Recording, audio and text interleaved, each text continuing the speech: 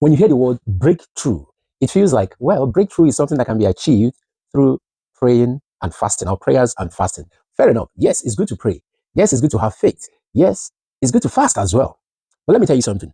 You see, that word breakthrough is there for a reason, to break and to go through. You cannot go through if you don't break. There are some things that can only be achieved in this life through breaking and going through. You have to break in order to go through. That is the meaning of that word. You don't just sit down and fold your hand and say, oh, this will happen. It could be a goal. It could be anything, any aspiration, whatever it is. You have to break through to go through. It could be a miracle that you're expecting. Miracle has to do with you performing your own tasks, and you allow God and the forces of nature to perform their own. I'll give you examples. You see, like talking about breakthrough, sometimes it is compulsory for you to trigger the content of the book of Matthew chapter 11, verse 12. Matthew 11:12. And what does it say? Right from the days of John the Baptist, the kingdom of heaven suffers violence. And guess what? The violent takes it by force. It could be through any means, but it has to be legitimate by force. It could be that you're going through abusive relationship. It could be bullying. It could be attempting something that you want to achieve. It has to be from the book of John. No, not John. The book of Matthew 11:12. Right from the days of John the Baptist, the kingdom of heaven suffers violence, and the violent takes it by force. In some cases, your miracle could be inside fire.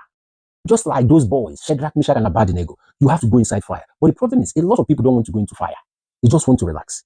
Sometimes, the Jesus that you're calling is right inside that fire, waiting for you to come in. But you don't want to come into fire. You want everything easy, easy, easy. You avoid fire. You say, no, no, no, no, that is not the will of God for me. You don't want to go through the valley.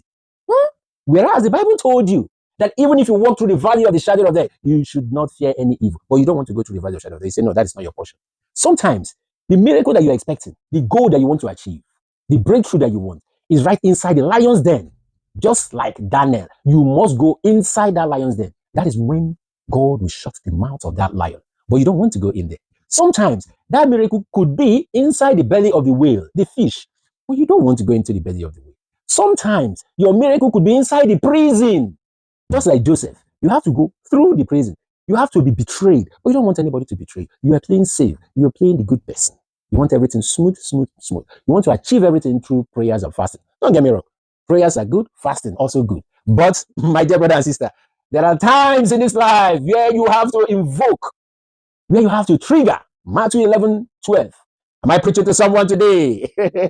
Right from the days of John the Baptist, the kingdom of heaven suffers violence, and the violent takes it by force. You take your liberation by force, you take your redemption by force, you take your freedom by force, you take that goal by force, you take that miracle by force. Nobody will hand over liberation to you. Nobody will hand over freedom to you, just like that. Nobody will hand over promotion to you. Nobody will hand over some key goals and aspiration to you, just like that. If you're in an abusive relationship, especially,